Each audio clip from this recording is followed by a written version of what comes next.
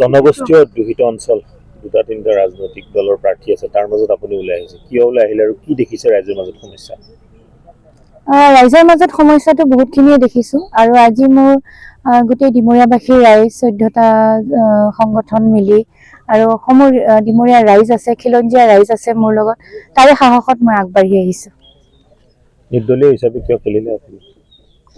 নিৰ্দলীয় হিচাপে মানে মই এতিয়াতো আপোনাৰ যিটো পৰিস্থিতি দেখা পাইছো, আগতে যিবোৰ চৰকাৰ আহি গৈছে সেইবোৰ চৰকাৰৰ বহুত প্ৰতিশ্ৰুতি মই দেখা পাইছো ইয়াতে দিয়া, কিন্তু তেনেকুৱাকে একো ফলবসতি হোৱা নাই, উন্নতি হোৱা নাই। ঠাই যিবোৰ বাট দেখিছো, যিবোৰ গাঁওবোৰত মই ঘূৰিছো, বহুত বাট পথ এতিয়াও এনেকুৱা আছে যে যাবই নোৱাৰি, আধাতে ৰখি যাবলগীয়া হয়।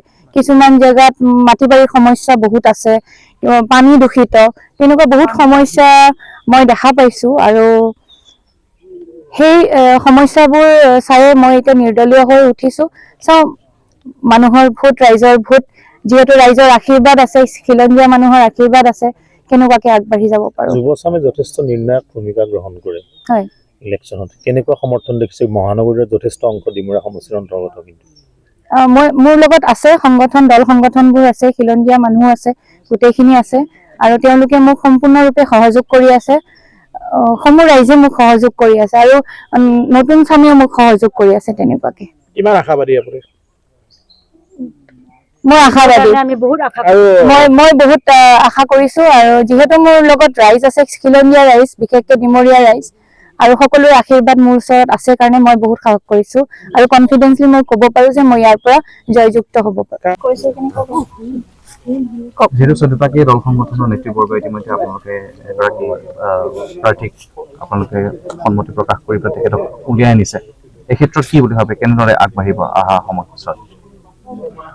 আমি যিহেতু এই 14টা দল সংগঠনৰ আমি প্ৰক্ষেপ কৰিছোঁ, তেখেতক আমি জয়যুক্ত কৰি দিম বুলি এই 34 নং ডিমৰীয়া সমষ্টিৰ পৰা। তাত আমি সকলো ৰাইজৰে আমি মতামত পাইছোঁ ইতিমধ্যে। আমি যাবলৈ পৰা নাই, তেওঁলোকক ঘৰে ঘৰে তেওঁলোকে মাতি আছে যে আমি আদৰিম আৰু এই মানে কাবেৰী দাস তেৰণপি আমি আমাৰ ভোট দিমেই, এইখিনি আমি কথা পাইছোঁ।